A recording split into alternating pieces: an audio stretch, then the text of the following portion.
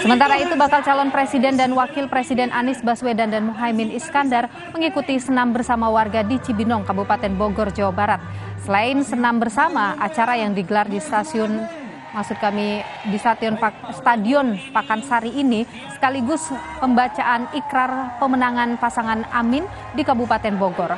Anies optimistis raih suara hingga 80% di Kabupaten Bogor jika melihat antusiasme warga dalam kegiatan ini. Terima kasih. Nah, ibu-ibu ya, biar semangat nih. Kami berdua hadir, kaminya antusias dan masyarakat juga tadi lihat suasananya luar biasa. Jadi kami makin optimis dengan melihat suasana ini bahwa respon dari masyarakat.